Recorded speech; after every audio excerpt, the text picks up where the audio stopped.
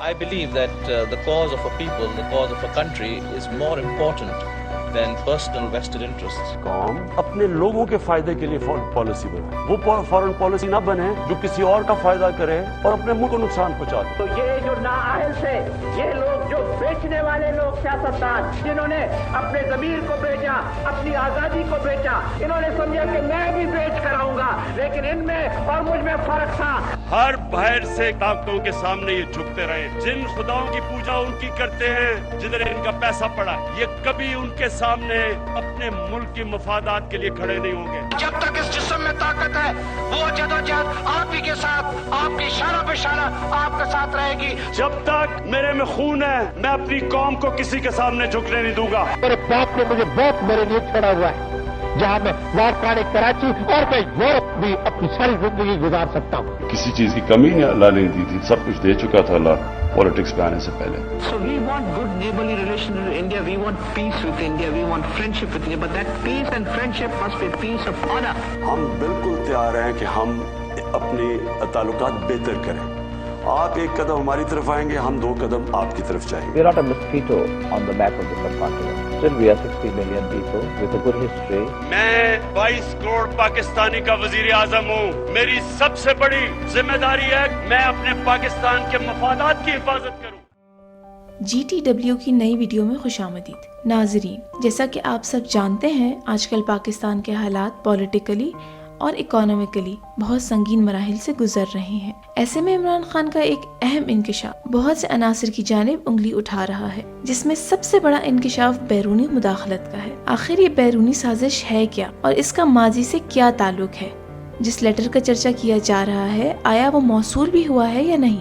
ये एक बाहर से साजिश है पाकिस्तान के खिलाफ, और ये साजिश तब से हुई जब से वो लोग जो बाहर से पाकिस्तान को एक टेलीफोन कॉल के ऊपर कंट्रोल करते थे, एक टेलीफोन कॉल पे हमारे से चीज़ें मनवाते थे, हमारे नेशनल इंटरेस्ट के खिलाफ, वो लोग बर्दाश्त नहीं, उनको आदत नहीं है कि पाकिस्तान में कोई ऐसी लीडरशिप हो जो अपने मुल्क के इंटरेस्ट के लिए फैसले करे, किसी और मुल्क के इंटरेस्ट के लिए अपने मुल्क के लोगों के मफादात कुर्बान ना करे। माजी में मौसूल हुए लेटर से ये लेटर किस कदर मुश्तरक है, इन सब सवालात के जवाबात हासिल करने के लिए वीडियो को एंड तक देखें। हाल ही में पाकिस्तान में एक बार फिर सियासी अदम इस्तेहकाम जोर शोर से आया। वजीर आजम इमरान खान के खिलाफ अपोजिशन ने अदम एतमाद की तहरीक चलाई और अदम एतमाद की करारदाद पेश करके उस पर वोटिंग करवानी चाहिए, जिसे स्पीकर असद कैसर और कासिम खान सूरी ने मुस्तरद कर दिया। बाद अज़ां सुप्रीम कोर्ट ने नोटिस लेते हुए हुकूमत के इस अमल को गैर कानूनी करार दे दिया। असेंबली का सेशन करवाते हुए करारदाद रातों रात मंजूर कराई गई, जिसके मौके पर इमरान खान ने इस्तीफा दे दिया। इमरान खान ने जाते जाते अपने एक खिताब में तहरीक अदम एतमाद के पीछे बैरूनी साजिश का इंकशाफ किया।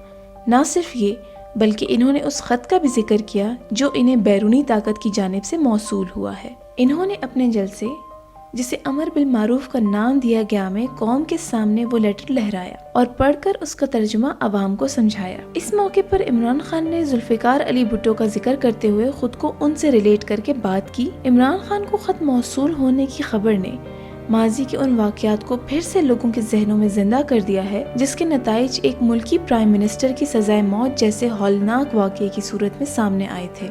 आइए नजर डालते हैं माजी के उन वाक़यात।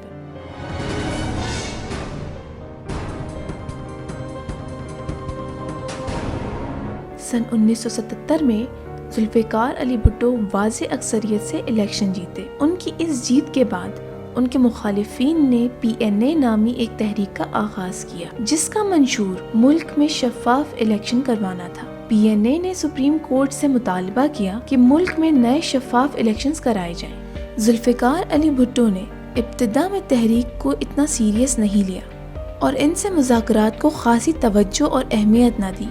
तहरीक देखते ही देखते जोर पकड़ने लगी। इंतहा ये हुई कि PNA ने जुल्फिकार अली भुट्टो के खिलाफ घर घर पम्फलेट्स बांटे और बांटने के जराए उन्होंने अखबार के हॉकर्स, घर घर दूध पहुंचाने वाले और ऐसे तमाम जराए को बना दिया। तमाम तर हालात को देखते हुए जुल्फिकार अली भुट्टो ने पार्लियामेंट का मुश्तरका इजलास बुलाया, जिसमें उन्होंने अपनी तकरीर में PNA को बैरूनी फंडेड साजिश करार दिया। इस तकरीर में इन्होंने मिसाल दी کہ ہاتھی کبھی اپنی دشمنی نہیں بھولتا، ہاتھی اپنا انتقام ہمیشہ یاد رکھتا ہے۔ انہوں نے اس بیرونی طاقت کو سفید ہاتھی کہا جو ان کے خون کا پیاسا ہو چکا ہے اور کسی بھی قیمت پر انہیں نہیں چھوڑنا چاہتا۔ بھٹو نے اپنی تقریر میں 3 باتوں پر زور دیا۔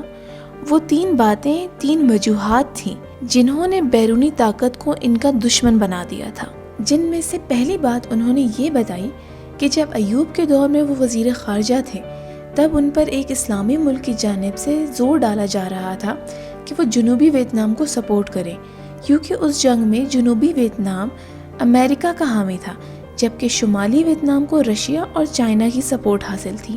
دوسری بات ان کی تقریر کی یہ تھی کہ امریکہ OIC کے اجلاس کا ہر ممکن حد تک مخالف ہے۔ امریکہ ہی نے 3 بار اس اجلاس کو کینسل کروایا، لیکن اس کی تمام تر مخالفت کے بعد بھی ذوالفقار علی بھٹو نے OIC کے اجلاس کی صدارت کی، جس کے تمام تر اخراجات شاہ فیصل نے اٹھائے۔ اس میں لیبیا کے کرنل قذافی بھی شامل تھے۔ اس کانفرنس کے چند ایک اہم نکات ہیں، جس میں سب سے اہم بات اسلامی ریاستوں میں ایک کرنسی متعارف کروانے کی تھی، جس سے ورلڈ آرڈر میں ایک بڑا اور واضح فرق آتا جو سپر پاور امریکہ کو کسی طور قبول نہیں تھا۔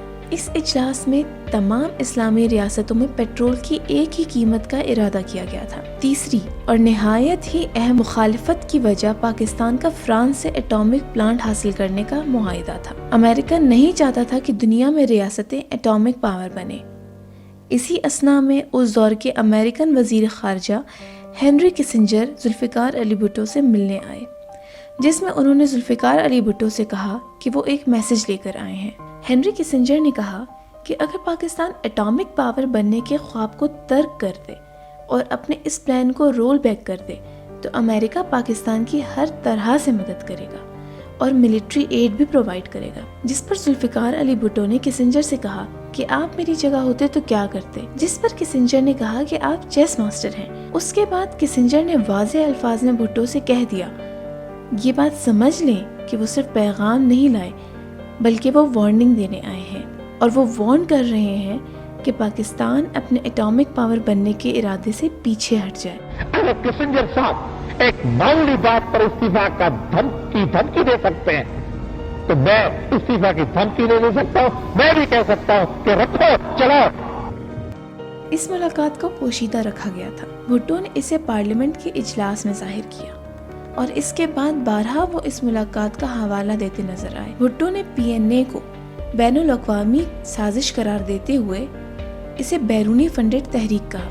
بھٹو کے اس انکشاف کے بعد امریکہ نے فوراً اس بات کی تردید کی اور اس سارے معاملے سے لا تعلقی کا اعلان کیا۔ اس کے بعد امریکہ کی جانب سے بھٹو کو خط بھیجا گیا جس میں امریکہ کی طرف سے مذاکرات کی پیشکش کی گئی تھی اور پرانی رنجشوں کو ختم کرنے کی بات کی گئی تھی۔